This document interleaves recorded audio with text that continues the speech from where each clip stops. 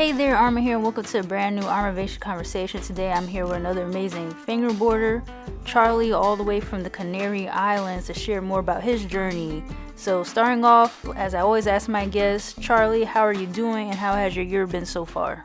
Hello Arma, hello guys, I'm Charlie here. First of all, I would like to thank you for bringing me this opportunity.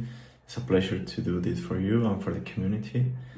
It's going to be a challenge for myself, speaking English whole interview. It's my first time doing this, so I hope you guys can understand what I'm saying. Talking about now, how I'm feeling, I'm doing well, bro. Hope you're doing well too. This year I would like to emphasize 3 events, or 3 moments that have been really nice moments of my life. On talking about the fingerboard, and it was first one was in the north of Spain, BFC contest. It was crazy again. Meet again all the guys. Crazy good vibes, so chill event. Was very good. Second, Dedo Picon number 4 by William from Caramel Fingerboard.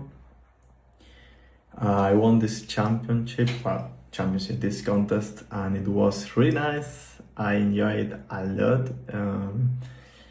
and also it was a pleasure to see again all the homies and the locals of the Canary.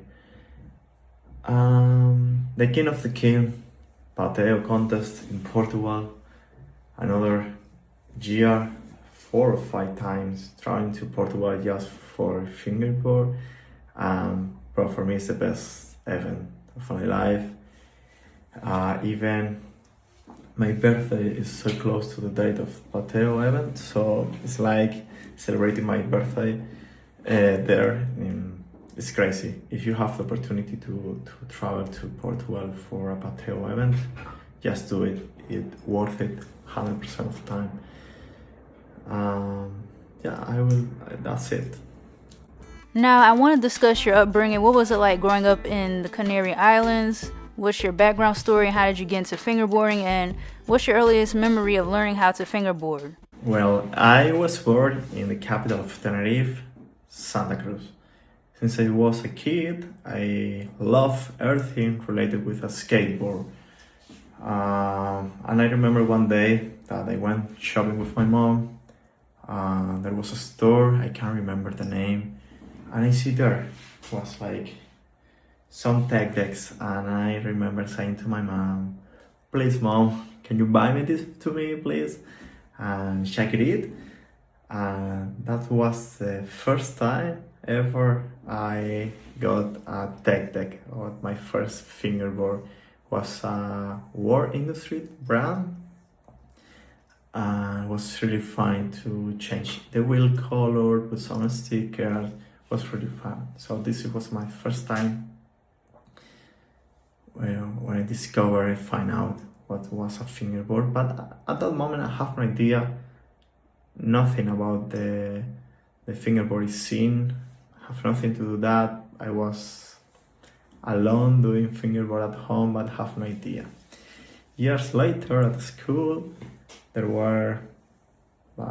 were like 6 friends, I think, that we skated too. So we used to go to the square, to skate park, to local skate park, and we spent hours skating together. It was really nice time. There was a moment that each of us had a tech deck too. So at the beginning we have no idea how to do properly any trick, so we decided to use a lighter to burn the plastic part of the tail and the nose, so there is a moment you could blend it perfect and you can catch properly with your fingers. So you was able to do any trick like an ollie or frontside ollie. You can up to a book, do a nose manual, you can do many tricks. Not all the tricks you couldn't kickflip, but you can do another tricks. So as a ledge, we used some books. I remember used French dictionary to do my first 50-50 grinds. Even at the beginning, we only do some frontside 50-50 frontside tricks. We have no idea how to do a backside 50-50. It was the same, but I don't know. And that sound was weird, and we just use a frontside tricks to do tricks. I don't know. So this was the first moment I was into the fingerboard. Also, when YouTube was growing up, I realized there was some videos and some tutorials that you can watch about how to do any trick specific. So I remember watching some Grucho clips, some tutorials teaching how to do a ollie, a key flip, a heel flip, a 360 flip. So I was learning all the tricks, and there's one moment I could land it. It was so happy when I landed my first ollies, my first kick flips, because at the beginning it was so frustrating to do any tricks. That was my beginnings. What knowledge or facts can you share about the Canary Islands? As you mentioned, it's close to Africa. So what's a typical day like over there? What's the culture like? Canary Island. Well, we are a group of 8 islands. We are located in the northwest of Africa. We belong to Spain, so I'm Spanish, I speak Spanish, and I follow the European rules. However, our location is unique in the world because that we have very good weather almost the whole year. Temperature here is around 25 degrees. In winter time, for example, I'm a teacher, wearing a teacher, so that's impossible to mention to another part of Europe, for example, that there is snowing or whatever. Locals here are so friendly. We are so nice people. Originally, we were many fishermen here. Was more important, some articles like tomatoes, potatoes was so important for us, for our economy. Now most part of our economy source is by tourism. Actually, tourism is a big problem because this uncontrolled million of people coming to the island, and that's made a struggle for the locals. So our accommodation cost, living cost is getting really expensive now. Furthermore, if you want to go shopping, supermarket here, food is really good quality, but it's extremely expensive in comparison with our salary. But yeah, here we have volcanic island. There are some volcanoes. The highest volcano of Spain is located here in Tenerife. The name is El Teide. It's a national park. It's gorgeous, you know. It's like seems you are in Mars planet. It's crazy. But yeah, I think this most part I would like to mention about talking about Canary Island. I could stay here for hours just speaking about the Canaries, but yeah, I think it's the most important thing. What's the story behind your brand name? Well, talking about my nickname, Guanche FB, we have to go back to 2021 when I decided to create a Fingerboard account to share more content about fingerboard stuff. So I was thinking about what is the proper name to put, and the username at the beginning I decided to put Pharma FB because I work as a pharmacist. However, this nickname was already taken, so I couldn't take it. And at the end I say Guanche is okay because Guanche, the name means the first inhabitant of the Canary Island. So I think that it was interesting with this name for a Fingerboard account. So that's the main reason. So now many people in the fingerboard world call me Charlie or Guanche FB. So many people more know me as Guanche. When it comes to social media, your first post on Instagram was of a cat sitting on your fingerboard ramp back in 2021. What can you tell me about that picture? What's the story behind it? Well, on 2021, I traveled to Berlin. Was the first time I visited AC Berlin shop on Berlin, Germany. And there is crazy. It's like the paradise of fingerboard. And I just remember that on that time I spent hours and hours in a RAM, which is this one, the big mama of the previous RAMs. And as I love it too much, I decided to buy one. My lovely cat Mochi decided to stay here, and I decided to take a picture of everything, the RAM and my cat. What are your favorite tricks to do on your fingerboard? What has been the most difficult trick you have done? Well, I love many tricks on fingerboard, but I would say my favorite tricks is nollie flip, crooked, grind, and also backtail. I love it to do backtail. Yes, backtail or flip to backtail. Other days, for example, I prefer to do some nollie heels or heel flips. I don't know, but I would say that my favorite trick is flips to any grinds. But for me, it's so easy to do flip to crook, nollie flip to crook, and I do it every single time. My hardest trick, I was learning switch nollie and especially nollie heel backtail. However, the last challenge of Caravan Fingerboard, which was switch big spin heel flip to frontside blunt. Took me 2 hours to learn the trick. Probably this is the combo trick. It's my hardest ever trick. You seem to enjoy filming fingerboarding videos outside, like at the beach, and you travel to multiple countries to film fingerboarding sessions. What has been your favorite place or moment to do fingerboarding tricks at? Well, if we have to choose one moment, I would say that traveling to Pateo and filming there some clips were very special to me, because I remember watching on YouTube some clips about Pateo. For me, it was a dream being there. And the first time I traveled to Pateo was like, bro, I can't believe it, I'm here. So I decided to film. It was crazy.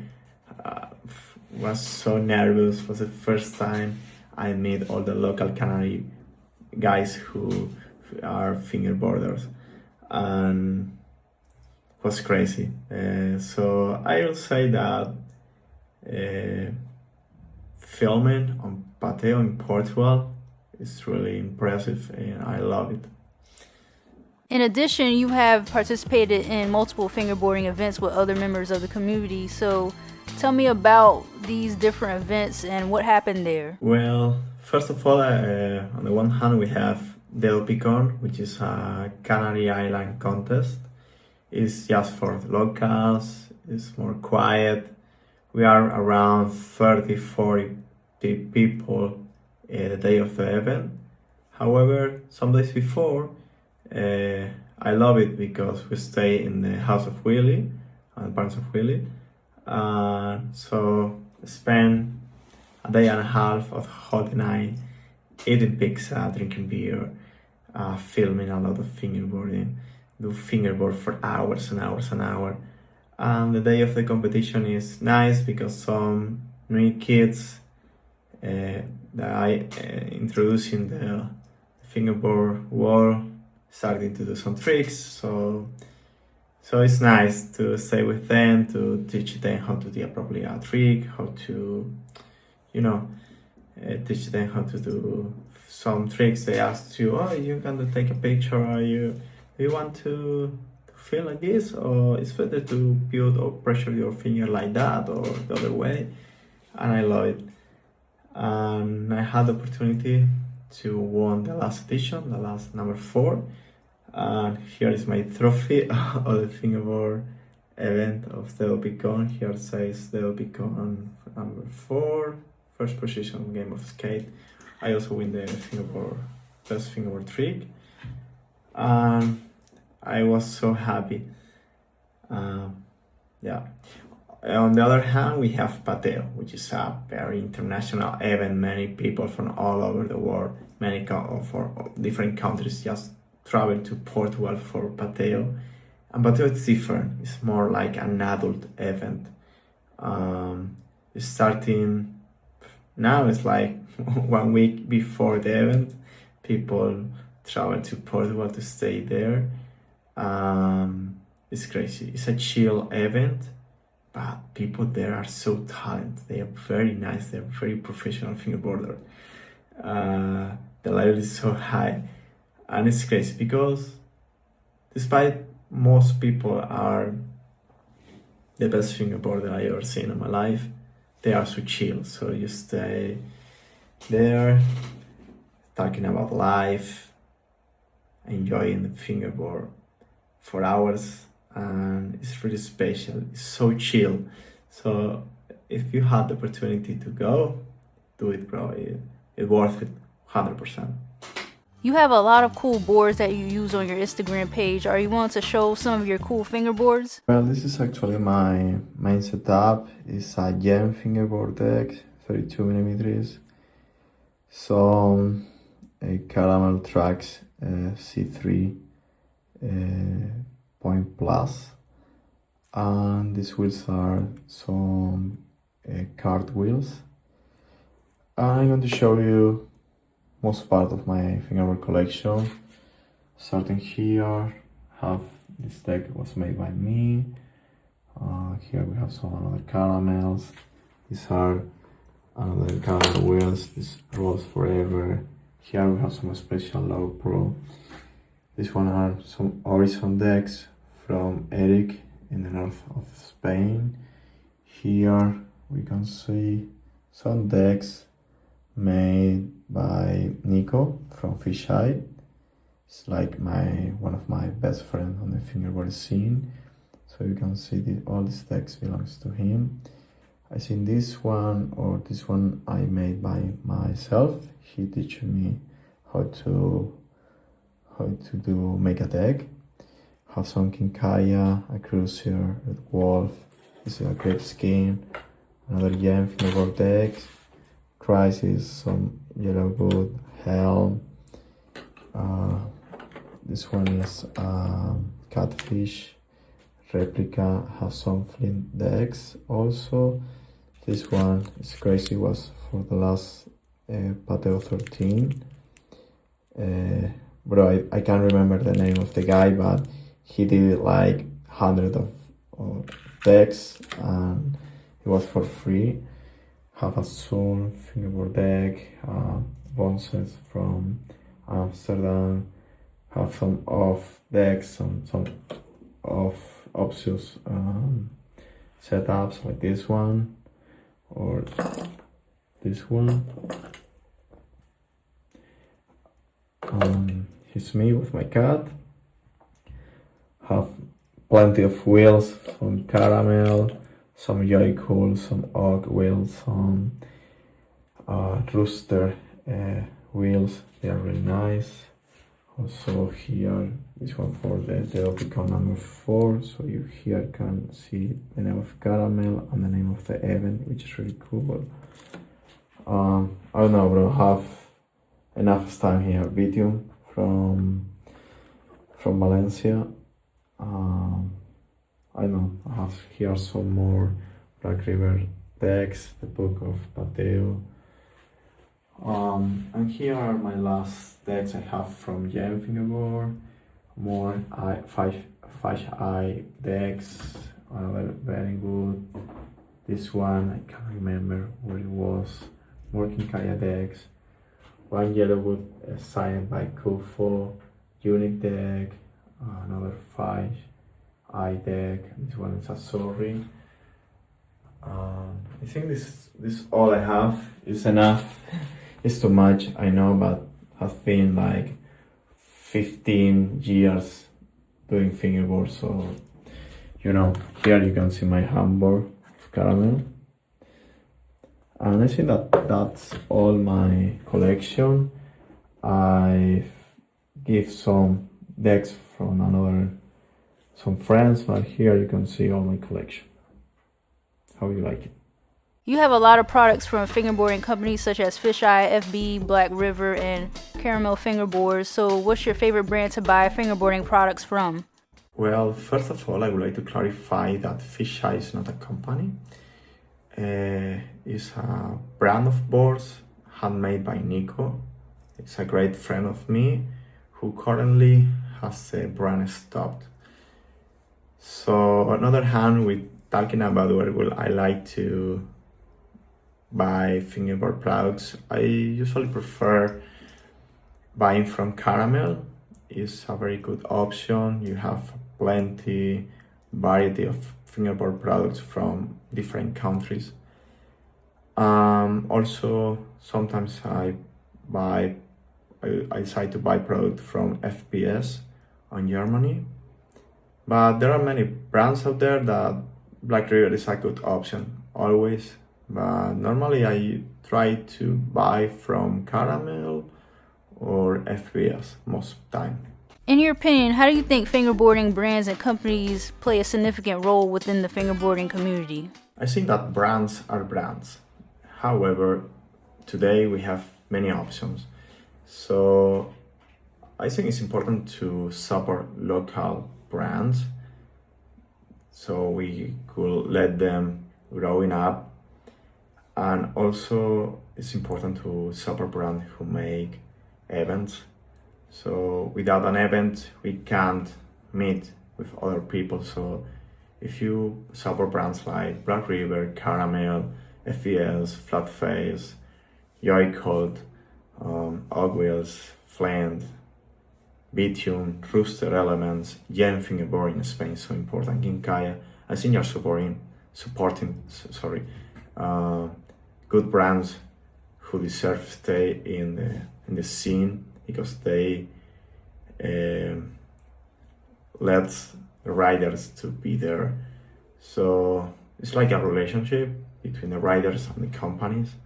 So if the companies support a local event, you want to buy more products of it, and I think it's important to stay with this kind of brands. Are you aware of any misconceptions about fingerboarding? What's your response to people who think fingerboarding is just a lame hobby or kind of childish for adults to be using and playing with tech decks or fingerboards? Well, talking about misconception about fingerboarding, it's like many people out there, it's something unknown or think it's a toy for children. Who cares? I mean, haters gonna hate, and there are people that can't understand that for me it's a hobby, it's part of my life, it's like an extension of skateboarding by using my fingers, and for me it's okay. I like it, I love it, and and while you do something, respect other people, it's fine. So I do fingerboard and it's nothing bad. If you don't like it, you can please everyone else, But so do fingerboarding and don't care about other people think about you. It's my opinion. I'm curious to hear your perspective, but what has been your thoughts on the Armavation Rotation Trick Challenge and seeing other people around the world participate? Do you think it's affected the community in a good or bad way? What's your thoughts? Can you talk about your thought process and your filming process step by step of doing the Armavation Rotation Challenge, and what did it take to accomplish it? ARMA doing this challenge, I think it's a very good idea. People in this way are encouraged to get more active, more motivated for do a challenge. That's what happened to me. People has been participating, and it's a very good sign, for the community to continue growing. I remember that day I was helping my parents in a garden they have, so I didn't have much time, and suddenly I saw a piece of wood and decided to take it for use it as a ledge. So I put the piece of wood, the ledge, on a surface where we usually use for barbecues. So I just have to record the trick. However, the surface had a lot of dirt. it was quite difficult to slide through the surface of the wood also because I hadn't had enough wax. Well, I don't have any wax. So after a few attempts, I finally was able to learn the trick. So at the end, I felt very happy to complete the challenge. It took me like 15 minutes recording and trying to land it properly. Wasn't clean at all, but it worked. I'm just curious, but during the intro of your challenge video, I saw a dog. Is that your dog? If so, what's his or her name? Yes, my parents and me, we love animals. His name is Toby. He's 10 years old and we rescued him since he was a puppy. He's really friendly. I have another dog and 2 cats, and all of them were rescued a couple of years ago. What things do you like and what things do you want to see improvement on within the fingerboarding community? What's crazy in the fingerboard community, for example, is the innovation of the brands. Every month seems like there is something new, a new improvement. And I think that's crazy. For example, fingerboard wheels, pills or pilot wheels have now logos on one face of the wheels, and it's crazy. It's like a skateboarding wheel. Also, I love how the community, when we meet each other, are so friendly.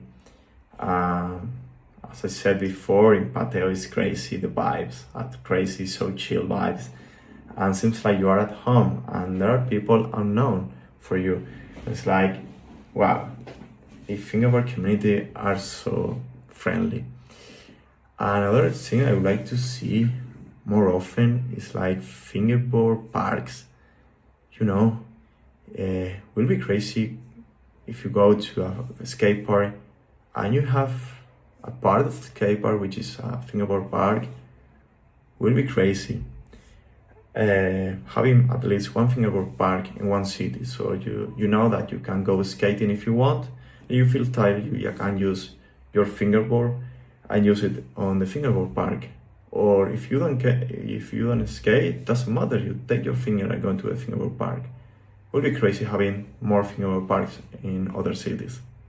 Should fingerboarding be a part of the Olympics, and would you want to compete in the Olympics if fingerboarding becomes a new sport? Well, it would be crazy if a fingerboard would be part of the Olympics as a new sport. In my opinion, it shouldn't be part. The main reason is that I love sharing, enjoying, meeting new people just for fingerboard. But becoming part of Olympics will mean more competitive people, and sometimes will be ending up on more envy through other riders. So I don't like it. I think that the essence, the sense will be lost. Okay, Charlie, what advice do you have for people out there who are considering getting into fingerboarding or just new fingerboarders starting out? To all the new riders who are listening to me, the best advice I could give you is focusing on enjoying, having fun with your friends. It's the most important thing. Also, don't be obsessed too much in the hard tricks. Learn the basics first, and then style, hard tricks will be coming over time. Lastly, Charlie, what's next for you? What do you want to accomplish next? Also, is there anyone else you want to shout out or people that you want to mention who have helped support you throughout your journey? We will see what happens in the future, but I'm going to move to New Zealand, so it's a big change in my life. Hopefully, I could keep doing fingerboard, which is what I love. So if there are New Zealand riders out there, I'm here. And thank you, ARMA, for making this interview, for bringing me this opportunity to tell my history. And shout out all my friends, my family, every people who support me since I do this. So guys, this is all I want to say. Thank you so much for having me here. Hope you can understand what they're saying in English, and it's a pleasure. Again, see you. Bye-bye. All right, thanks Charlie so much for taking the time to share your journey. I'm very grateful for all you've done to support me with the educational fingerboarding content and, you know, just sharing your story, the effort and the creativity you put into the challenge, and, you know, doing your best to help support the fingerboarding community. So I always appreciate your support, and I will continue to support the community as much as I can and keep inspiring many people out there. Until next time, guys, see you in the next video. Take care.